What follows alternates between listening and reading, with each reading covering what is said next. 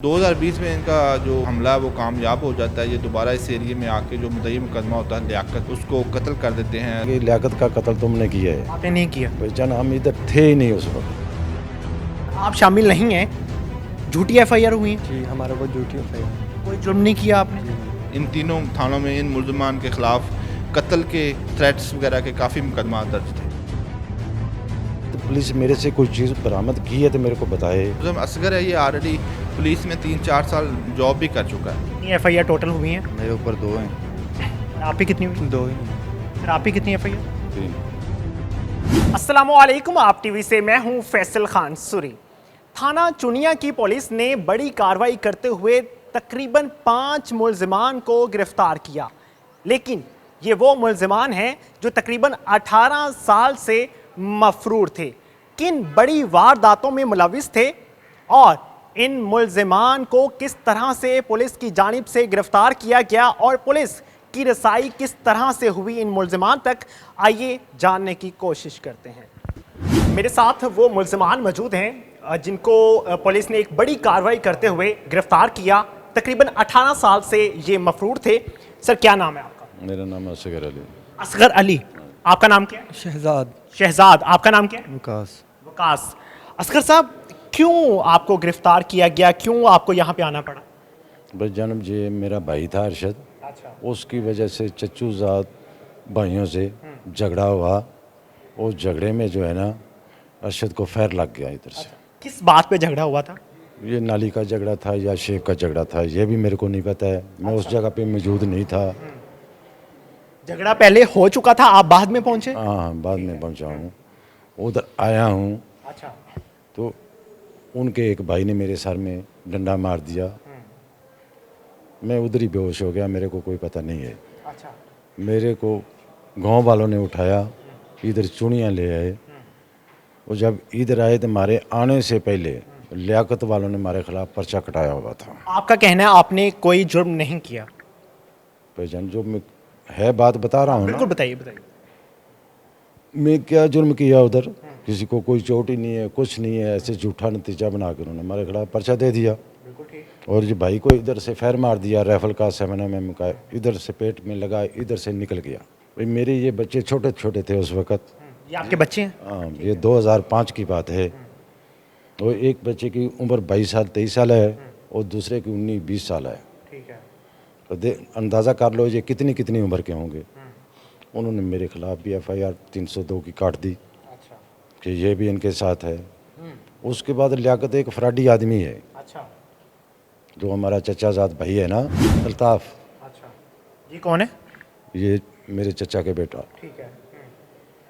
उसको और मीन को जो चचा था उसको भी फैर लगा था अच्छा। लड़ाई में। बिल्कुल ठीक। वो पता नहीं अरशद से लगा है, किसी और से लगा है, इसके किसी साथी से लगा है। अच्छा। इसी गुस्से में उन्होंने हमारे वालिदैन को मार दिया। अच्छा। वालिद को उठा लिया, उसको गायब कर लिया, वालदा को उठा दिया, उसको भी गायब कर दिया। हम लोग तस्दीक करते रहे। मेरे ऊपर तो FIR थी, मैं तो किसी जगह पर्चा भी नहीं करा सकता था। मेरे बच्चे छोटे छोटे थे, इनको पालने वाला कोई नहीं था। मैं तो इनकी रोज़ी का मजदूरी ले गया, कराची ले गया, उधर मजदूरी करता रहा। उनका कोई FIR उनके ऊपर नहीं हुआ। 2 और रिश्तेदार थे, उनके भी रिश्तेदार थे, हमारे भी रिश्तेदार थे। 2 आदमी वो मार दिए। एक जो कासिम है मस्तवाल वाला, उसका बेटे अहमद को मार दिया लियाकत वालों ने। ये साले इनके उस वक़्त उनके साथ थे। अभी ये लियाकत का बोल रहे हैं कि लियाकत का कत्ल तुमने किया है। अच्छा। मेरे ऊपर भी FIR है, इसके ऊपर भी है, इसके ऊपर भी। आपने नहीं किया? हम भाईजान हम इधर थे ही नहीं उस वक़्त, आप कहाँ पे थे? कराची थे। हमारा कराची क्यों भागे हुए थे? भाई वो पहले जो लड़ाई हुआ, छोटे बच्चे थे इनका उस मामले में आप बाहर चले गए? मैं बाहर चला गया बिल्कुल ठीक। कि मैं इस लड़ाई झगड़े में नहीं आऊँगा। ठीक है। ये ख्वाह मेरा भाई है लेकिन ये लहदा तो है मेरे से। ठीक है। ये वालिदैन के साथ है, ये वालिदैन अपना संभाले और अपनी ज़मीन संभाले। जो आप बयान दे रहे हैं वो मुतमिन है आप उससे? भाईजान मैं ज़मान बयान जो दे रहा हूँ सच्चे दे रहा हूँ ना, मान बिल्कुल ठीक है, बिल्कुल ठीक है, मान वाले दे रहा हूँ। बिल्कुल ठीक है, बिल्कुल ठीक है। आप बताइए क्यों आना पड़ा आपको हवालात में, क्यों बंद होना पड़ा थाने में? ये भी मेरे वालिद साहब ने आपको बताया कि अबाव जदाद का झगड़ा था उसी वजह से हमारे भी एफआईआर हुई हैं नाम। पढ़े लिखे हो आप? जी मैंने सेकंड ईयर इंटर के एग्ज़ाम दिए थे। अच्छा। जी तो आप तो समझदार हो, तो इन मामलात में क्यों पढ़ना पड़ा आपको? ये ख़ानदानी झगड़े की वजह से हम इसमें शामिल नहीं हैं, वैसे हमारे ऊपर एफआईआर हुई हैं। अच्छा, आप शामिल नहीं हैं, झूठी एफआईआर हुई है? जी हमारे ऊपर झूठी एफआईआर हुई। कोई जुर्म नहीं किया आपने? जी नहीं, ऐसी क्या वजह बनी थी कि आपको कराची जाना पड़ा?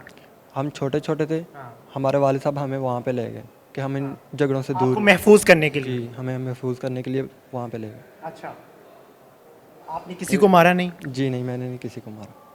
पक्की बात है? जी किसी से कभी लड़ाई भी नहीं हुई? नहीं, कभी नहीं हुई, कभी गन भी नहीं पकड़ी? नहीं पकड़ी। आपको क्यों यहाँ बंद किया गया? मेरे ऊपर भी एफआईआर दर्ज है। झूठी एफआईआर? जी झूठी हैं, झूठी हैं आपने एफआईआर। किसी को नहीं मारा? नहीं जी, किसी को नहीं मारा। किसने मारा फिर? क्यों आपको आना पड़ा? कौन गलत है? वो आपको बता दिया, हमारे बड़ों की लड़ाई थी चाचू की, उनकी वजह से हमारे ऊपर भी एफआईआर दर्ज हुई हैं, झूठी हुई हैं हमारे ऊपर खिलाफ ऐसे करवाई। मारा चाचू ने, एफआईआर आप पे हो गई? दुश्मनी चाचू की थी ना, उनकी वजह से हमारे ऊपर भी। आप लोग चाचू के साथ रहते थे पहले? नहीं, हम लोग अपने कराची में रहते थे, वाले साहब हमें वहाँ ले गए थे जब हम छोटे छोटे थे। आप लोग कराची में थे लेकिन एफआईआर आप पे होती रही? जी हमारे ऊपर होती रही। कितनी एफआईआर टोटल हुई हैं? मेरे ऊपर 2 हैं। और आप पे कितनी हुई? 2 ही हैं। सर आप पे कितनी एफआईआर? 3। 3 एफआईआर। बच्चे भी आपके कह रहे हैं कि झूठी एफआईआर हुई हैं, हम मजलूम हैं, हमने कुछ किया ही नहीं है ऐसा, हमें जानबूझ के यहाँ पे बंद किया गया। जनाब किसी का झगड़ा हो बहन भाई का, हाँ। तो ये तो ऐसे लोग करते हैं कि उसका भी पर्चा करा दो, उसका भी करा दो, उसका 20 बंदे का पर्चा करवा देते हैं, एक बंदे का लड़ाई होता है। आपको पता है आपके बयान से पुलिस झूठी पड़ रही है? कौन सी? पुलिस जिसने आपको गिरफ्तार किया है, आप कह रहे हैं कि मैंने कुछ नहीं किया, मेरे बच्चों ने कुछ नहीं किया। पुलिस झूठी पड़ रही है तो पुलिस मेरे से कोई चीज़ बरामद की है तो मेरे को बताए कि मैं किसी को फायर मारा है या किसी को कोई सहूलत दी है, तो मेरे से वो बरामद करे। कौन सी सहूलत दी है? कुछ मेरे बरामद नहीं हुआ आपसे? कुछ भी नहीं हुआ। मैं किसी को ना कोई सहूलत दी है ना किसी को, मेरे को तो सहूलत में रख रहे हैं अच्छा, कि ये तो इनकी सहूलतकारी की है जिन्होंने मारा है। जिन्होंने मारा है उनको गिरफ्तार नहीं किया गया? अभी वो एक गिरफ्तार किया, वो मान गया कि हम लोगों ने मारा है, जुडिशियल हो गया? वो जुडिशल हो गया। एक जो अरशद का बेटा है वो नहीं पकड़ा गया, और तीसरा इसका उन्होंने बताया कि ये बोलते मैं तो इधर से डोमिसाइल लेने आया था, ऐसे मेरे को मोटरसाइकिल बोला चलाओ चलते हैं तेरे साथ। बच्चों ने कभी हथियार भी नहीं पकड़ा? भाई ये चला ही नहीं सकते हैं, इनको हथियार का पता ही नहीं है। चलाने नहीं आता आपको हथियार? नहीं, हमें तो हथियार चलाना नहीं आता। आपको चलाना आता है? नहीं भाई, सर मैं तो हैरान रह गया हूँ कि आपको गिरफ्तार कर लिया गया और आप कह रहे हैं कि अगर जनाब ऐसा इंसाफ होता पाकिस्तान में तो कोई आदमी फरार तो नहीं होता। किसका दिल चाहता है मैं जलालत की ज़िंदगी बसर करूं? दिल चाहता है किसी का? क्यों फरार होएगा? पता है कि पाकिस्तान में इंसाफ नहीं मिलता है ना।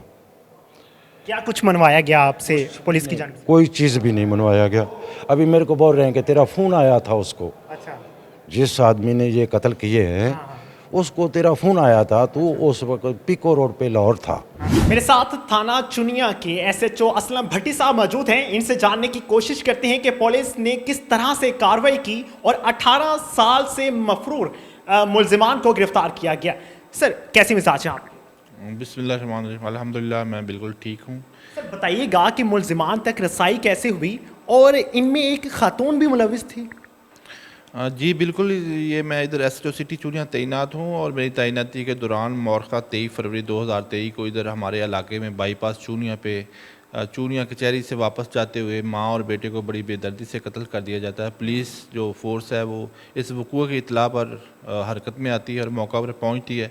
जब पुलिस अपनी तफ्तीश शुरू करती है तो ये बात सामने आती है कि ये जो वक़ूअ हुआ है इसके पीछे एक दरीना ख़ानदानी दुश्मनी जिसका आगाज़ 2005 में होता है। 2 सके भाइयों की औलाद आपस में झगड़ना शुरू करती है और कत्ल व गारत का एक जो सिलसिला है वो शुरू हो जाता है। तो इसमें सबसे पहले 2005 में बाप बेटा जो था उसको दूसरे भाई की औलाद असगर और अरशद कत्ल कर देते हैं, जिसमें अमीन और अल्ताफ़ जो बाप बेटा कत्ल होते हैं मुकदमा दर्ज होता है। जो अभी गिरफ़्तार हुए हैं मुल्ज़मान इनके ख़िलाफ़, जिसमें अरशद, असगर और उसके दूसरे जो साथी थे उनके ख़िलाफ़ मुकदमा दर्ज हो जाता है। तो ये लोग इस वक़ूअ के बाद इस इलाके को छोड़कर कहीं कराची एरिया में चले जाते हैं और वहाँ पे रूह पोश हो जाते हैं। और अपना मुद्दई मुकदमा जो होता है उसको धमकियां लगाना शुरू कर देते हैं और उनको प्रेशराइज़ करते हैं कि आप मुकदमे की पैरवी छोड़ दें। और 2016 पे उस पर जानलेवा हमला करते हैं, लेकिन फॉर्चुनेटली वो ज़ख्मी हो जाता है शदीद, उसका बेटा भी उसमें ज़ख्मी होता है जो लियाकत है मुद्दई। और थाना इलाहाबाद में एक मुकदमा दर्ज होता है 324 के जुर्म में, इन लोगों के ख़िलाफ़ एक और मुकदमा दर्ज हो जाता है। उसके बाद ऐसा होता है कि ये दोबारा इस एरिया को छोड़ के रूपोश हो जाते हैं और मुसलसल मुद्दई को थ्रेट करते रहते हैं। 2020 में इनका जो हमला है वो कामयाब हो जाता है। ये दोबारा इस एरिया में आके जो मुद्दई मुकदमा होता है लियाकत, उसको कत्ल कर देते हैं और इलाहाबाद में मुकदमा इन्हीं मुलज़मों के ख़िलाफ़ दोबारा जो 302 का दर्ज होता है। उस मुकदमे के जो मुद्दई हैं वो उस लियाकत की बीवी और जो उसका मौके का शाती है वो उसका बेटा बनता है अहमद। उसके बाद मुकदमे की पैरवी जो उसकी बीवी और उसका बेटा शुरू कर देते हैं, तो ये दोबारा उस औरत जो मुदैया होती है आसिया बीबी, उसको थ्रेट करना शुरू कर देते हैं। ये जो असगर पार्टी है कराची से और मुख्तलिफ एरियाज़ जहाँ पे ये रहायश अपनी शिफ्ट करते रहते हैं, ये आसिया बीबी और जो उसका बेटा है लियाकत का अहमद, उसको थ्रेट करते हैं कि आप लोग मुकदमे की पैरवी से बाज आ जाएं और हमसे सुलह कर लें, वरना हम आपको भी कत्ल कर देंगे। और मुख्तलिफ लोगों को इनके पास भेजते हैं कि आप हमसे सुलह कर लें। लेकिन वो औरत जो उसका देवर भी पहले कत्ल हो चुका है, उसका ससुर भी कत्ल हो चुका है और आखिर में उसका शौहर भी कत्ल कर दिया जाता है, वो कहती नहीं मैंने सुलह नहीं करनी, मैं मुकदमे की पैरवी जारी रखूँगी। जो फिर 2023 में अब ये जो रिसेंटली वकूआ हुआ है, वही औरत और उसका जो बेटा है वो चूनिया कचहरी इसी मुकदमे अपने खामद के मुकदमे की पैरवी के सिलसिले में इधर आते हैं कचहरी या चूनी कचहरी वापस जाते हुए बाईपास पे उन पे हमला होता है और माँ और बेटे को बड़ी बेदर्दी के साथ कत्ल कर दिया जाता है। पुलिस अपनी कार्रवाई का आगाज़ करती है, मौके पे पहुंचते हैं। जब ये सारी स्टोरी सामने आती है तो पुलिस के लिए एक बड़ी चैलेंजिंग सूरत हाल सामने आती है कि किस तरह एक ही ख़ानदान के अफराद और जो मुकदमे की पैरवी करने वाले लोग थे उनको वक्तन फ़वक्तन और ग्रेजुअली मुख्तलिफ अरसे के दौरान कत्ल कर दिया जाता है। तो जो हमारे DPO साहब हैं तारक अजीज़ संधू साहब, वो इस वाक़े का बड़ी सख्त नोटिस लेते हैं और इस मुकदमे की तफ्तीश के लिए स्पेशल टीमें तश्कील दी जाती हैं और DPO साहब की सख्त हदायत होती है कि इस मुकदमे में मुलव्वस मुल्ज़मान को हर सूरत पे गिरफ़्तार करना है। तो 50 के करीब हमने इस चूनिया के इलाके में रेड किए, लेकिन अनफॉर्चुनेटली हमें कोई मुलज़म अवेलेबल नहीं हुआ। उसके बाद हमने इस अपनी तलाश है उसको थोड़ा वसी किया, तो दूसरे ज़िला में जो हमें इंफॉर्मेशन मिलती थी या इंटेलिजेंस बेस पे हमें जो मालूमात हासिल होती तो हमने दूसरे ज़िला में रेड करना शुरू किए। तो 3 थानों पे मुश्तमल जो पुलिस थी, क्योंकि ये मुल्ज़मान 3 थानों को मतलूब थे, जिसमें थाना सिटी चूनिया, सदर चूनिया और इलाहाबाद, इन तीनों थानों में इन मुल्ज़मान के ख़िलाफ़ कत्ल के और दीगर थ्रेट्स वगैरह के काफ़ी मुकदमा दर्ज थे। तो 3 थानों की जो पुलिस थी और एक CIA को स्पेशली DPO साहब ने खसूसी इंटरेस्ट लेते हुए इस सारी कार्रवाई में शामिल किया। तो हमने एक ब्रॉडली पूरे पंजाब और फिर उसके अलावा आज़ाद कश्मीर कराची तक हम गए, बहावलपुर, मुल्तान और फैसलाबाद, इसके अलावा जेहलम, रिनाला, इन तमाम एरिया में हम इन मुल्ज़मान की जहाँ भी हमें इतला मिलती थी, हम ना दिन देखते थे ना रात, हमने अपना काम जो जारी रखा, रेड किए, लेकिन हमें ये मुयस्सर नहीं आए। उसके बाद चूँकि मुल्ज़मों को पता था कि क्योंकि ये जो मुल्ज़म असगर है ये ऑलरेडी पुलिस में 3-4 साल जॉब भी कर चुका है, ये लाहौर पुलिस में बतौर कांस्टेबल जॉब कर चुका है और इसने पुलिस की ट्रेनिंग भी ली हुई है। ये पुलिस की जो जॉब है और उसके जो पुलिस की वर्किंग है उसको समझता है, इस लिहाज से ये बड़ा शातिर, चालाक और अपने आप को छुपाने के लिए ये पुलिस की ट्रेनिंग को भी मद्देनज़र रखता रहा। उसके बाद मुल्ज़मों को चूँकि पता चल चुका था कि पुलिस हमारे ख़िलाफ़ मुतहरक हो चुकी है और हमारा पीछा कर रही है, तो इन्होंने जो रिसेंटली वकूआ हुआ है जिसमें माँ और बेटा कत्ल हुआ है, उसका जो मुद्दई था इरशाद, उसको भी धमकी लगाना शुरू कर दी कि आप आराम से बैठ जाएं और मुकदमे की पैरवी तर्क कर दें और हमसे सुलह कर लें, वरना अब हम आपको भी कत्ल कर देंगे और हमारा नेक्स्ट टारगेट आप हैं। तो ये जब पुलिस के इल्म में ये बात आई कि जो मौजूदा मुद्दई है उसको भी थ्रेट मिलना शुरू हो गए, तो हमारे लिए मज़ीद एक वो कह लें कि चैलेंज वाली बात थी और परेशानी वाली बात थी। तो हमने मज़ीद जो मेहनत से काम शुरू कर दिया, जो हमने जो भी पॉसिबल ह्यूमन रिसोर्सेज थे, जो भी पॉसिबल इंटेलिजेंस वर्क था, जो भी गैजेट्स से, जो भी टेक्निकल असिस्टेंस जो भी हमें मुयसर आ सकती थी, हमने सब इस्तेमाल करके तो अपना पूरा जो है ना रिसोर्सेज मुल्ज़मान की गिरफ़्तारी के लिए कर दिए। क्योंकि आईजी साहब ने भी इस वाक़े का नोटिस ले लिया और उन्होंने बल्कि डीपीओ साहब कसूर और हमारी जो वर्किंग टीम थी उनको भी सख्त हदायत दी कि आपने हर सूरत में इन मुल्ज़मान को गिरफ़्तार करना है। तो उसके बाद जब मुलज़म ने मुद्दई को थ्रेट किया तो हमने मज़ीद उस पर वर्किंग शुरू की, तो पता चला कि ये जिस एरिया से कॉल की गई वो कराची का मेट्रोविल साइट एरिया कराची है। तो वहाँ से इस मुलज़म असगर ने कॉल की है मुद्दई को। तो हमारी जो स्पेशल टीम इसके लिए हमने तैयार की और वो उसको कराची भेजा, जहाँ पे मुकर्ररा जो हमारा टारगेट एरिया था वहाँ पे रेड किया गया। क्योंकि कराची एक बहुत गुंजान आबाद एरिया है और वहाँ पे एक बिल्डिंग में तकरीबन सैकड़ों की तादाद में घर मौजूद हैं, फ्लैट्स। तो वहाँ पे मुल्ज़मान को तलाश करना इतना आसान टारगेट नहीं है। लेकिन फिर भी हमने जितनी भी पॉसिबिलिटी हो सकती थी अपने रिसोर्सेज के हवाले से हमने वहाँ पे बहुत मेहनत की, बहुत कोशिश की और हमारी टीम अपना खुफिया तौर पे वहाँ पे 7 दिन तक मुल्ज़मान को तलाश करती रही।